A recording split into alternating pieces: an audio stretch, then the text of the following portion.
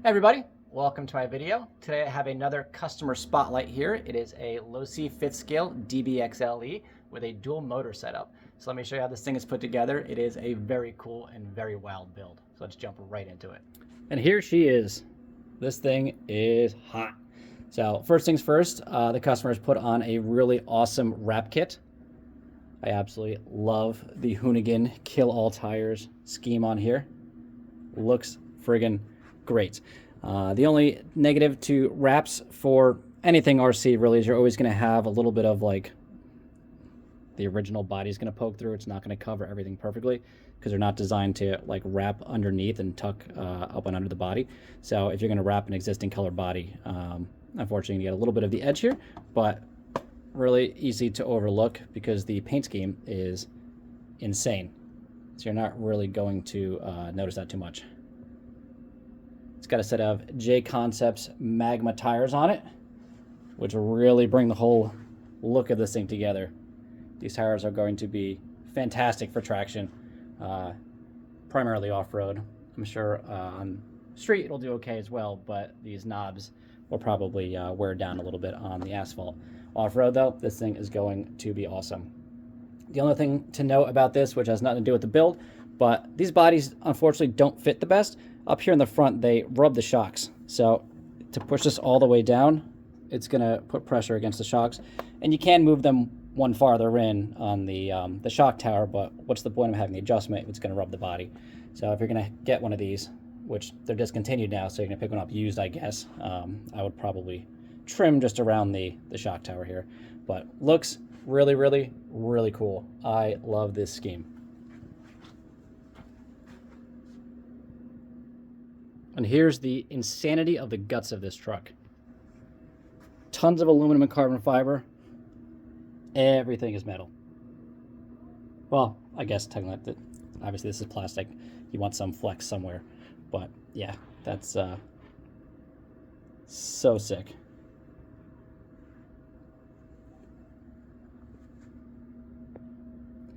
So some of this truck was pre-assembled with the upgrades when I got it. So all this stuff was assembled and the rear was assembled as well. So we took care of the dual motor conversion on this. And I do have to plug or solder the plugs on this. The customer is going to supply me with some. That's basically the last step. And I got to wire up the receiver in here. So besides those two things, the truck is done and ready for the customer to pick up. Unfortunately, I'm not going to have time after I get the plugs on to take a video of it, so we're going to take a video of this now. So doing the dual motor setup on this whole setup here with your center differential mount and the plate going on the back and your motor mounts is all Vidavon stuff.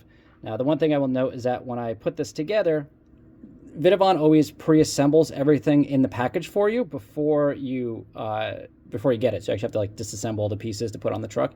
And all the pieces were disassembled 100% wrong, which is really strange. So these were actually bolted in backwards, front and rear, sealed package. And this top plate here has these bars in the back. These were on the wrong sides. So these kind of tilt out here. There's like this here. This was on the opposite side, so it actually wouldn't fit on. So it was a little bit confusing initially because I expected it to be put together the proper way, but it wasn't too hard to figure out. Everything in here fits very nicely once you figure out how it all goes. I also find, because I've done some other Vidavon center diff mounts and stuff, the stock diff here, the bearings either side, they use the original bearings. Most of the Vidavon center differential setups that I've put in cars, they give you oversized bearings. You have to disassemble the entirety of the center differential to put the new bearings on to then get them inside this housing, which is kind of a pain in the butt. So I really like that this uses the original bearings. I think they're going to be plenty beefy enough for the amount of power this is going to put out. You know, it's a big bearing to begin with. I think it'll be okay. I don't really see the need for the oversized typical Vidavon bearing setups on this. It's also interesting that the motor mount, I don't know if you can tell, the motors are not exactly even. One is set a little farther back than the other, which I don't think is a problem, but that's why the shaft on that is hanging out much farther than this side. But we have a pretty aggressive gearing in here for high speed. Customer says he wants to do 130 with this. I will not confirm or deny that it will do that, but I'm sure one day I will have that data. The top plate on this also fits fans going across. I have the wires just shoved through it right now.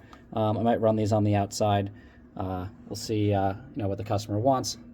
I don't know if the wires will be rubbing against the carbon fiber, so I would probably add some shrink wrap to this if we're going to leave them like this, or if we're going to put some fans on it, but I don't think the fans will fit because these ESCs are absolutely friggin' massive.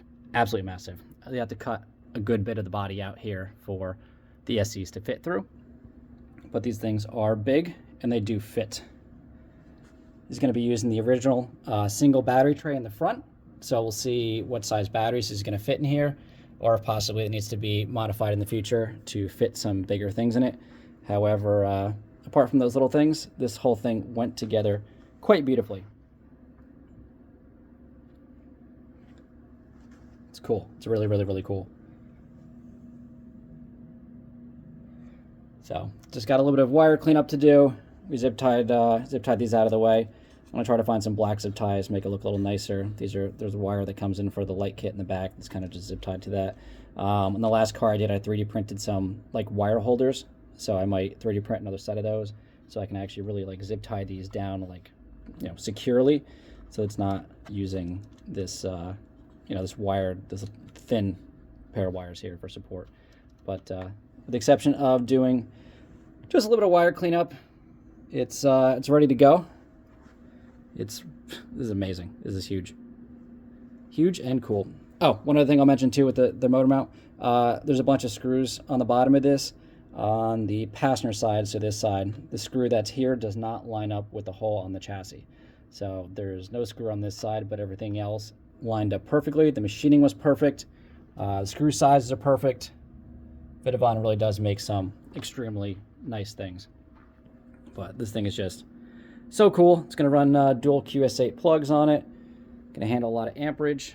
Oh, the aluminum is just so... Oh, the machining is beautiful on these.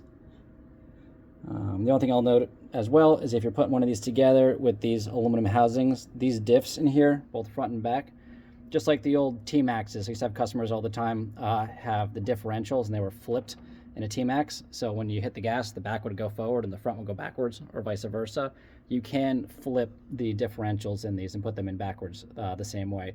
So if you're going to build one of these, just make sure that the diffs are on the correct sides, on the same side that you pulled them out with, because that will obviously give you an issue.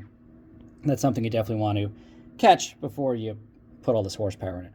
But overall, everything here went together very nicely, and I think this truck is going to rip. It's huge. Wow. So excited that I get to put these things together. And it's also really nice when customers bring me vehicles that are, brand new, where it's not covered in dirt and mud and all the junk that I usually get to, have to put together. So this thing is sweet. I think if this was mine, the only thing that I would do additionally is I would probably ditch the stock shock towers and get something heavier duty. I have to assume they make them if they make all the other pieces, although I've done no research on that. But that's probably the last part that I would change on this. Really cool. So just want to do a quick spotlight on this to show you guys this wild build, maybe give you some inspiration for something that you might be building. And in the future, maybe I'll get some clips of this thing actually cranking along. Very cool. Very, very nice truck. It's really kind of a shame that Losi discontinued these because they're badass. So that's it for this video today. Just a little quickie. Just wanted to show this thing off. Really cool. I am so thankful that I get to work on these things, and when customers drop me off some really nice vehicles to get to work on. So besides finishing up a couple of things on this, she's ready to go, and she'll be back to the customer in a couple of days. Or by the time this video comes out, he'll already have it. So thanks for watching the video. Click the subscribe button. There's going to be a lot more of this kind of stuff in the future. I'm sure of it. And maybe with a little luck, I'll actually be able to get behind the wheel of some of these cars that I get to work on. But again, like, subscribe, and I'll see you guys in the next video. Thanks.